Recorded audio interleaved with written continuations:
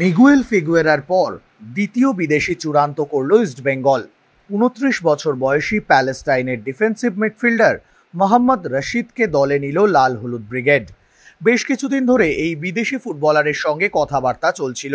মাঝে অভ্যন্তরীণ কিছু সমস্যার কারণে রশিদকে সই করানোর ব্যাপারে দোনোমনায় ভুগছিলেন ইস্টবেঙ্গল কর্তারা। যদিও শেষ পর্যন্ত প্যালেস্টাইনের এই ফুটবলারকে শনিবার চুক্তিপত্র পাঠিয়ে দেওয়া হয় লাল হলুদের পক্ষ থেকে।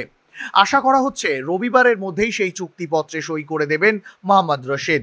গত মরশুমে লিগ ওয়ানের ক্লাব পার্সেবায়া সুরাবায়ার হয়ে খেলেছেন তিনি। ৩১টি ম্যাচে ৬টি গোল রয়েছে তার। ডিফেন্সিভ মিডফিল্ডার হলেও রক্ষণের পাশাপাশি গোল করতে অভ্যস্ত রশিদ। ডিফেন্সিভ মিডফিল্ডার ছাড়াও সেন্ট্রাল মিডফিল্ডার হিসাবেও খেলতে পারেন তিনি।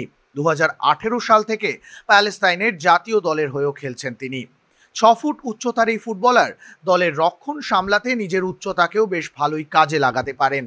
এছাড়াও বিদেশি ফুটবলারদের পাশাপাশি ভারতীয় ফুটবলারদের দিকেও নজর রয়েছে ইস্টবেঙ্গল টিম ম্যানেজমেন্টের, যাদের মধ্যে রয়েছেন অভিষেক সিং, রাহুল ভেকে এবং মেহতাব সিং এর মতো ফুটবলাররা। তবে তার মধ্যে অভিষেক সিং এর সঙ্গে কথাবার্তা অনেকটাই এগিয়েছে, যদিও সই পর্ব না হওয়া পর্যন্ত কোনো কিছুই চূড়ান্ত করে বলা যায় না। এখন দেখার শেষ পর্যন্ত এদের মধ্যে কাদের দলে নিতে পারে ইস্টবেঙ্গল টিম ম্যানেজমেন্ট।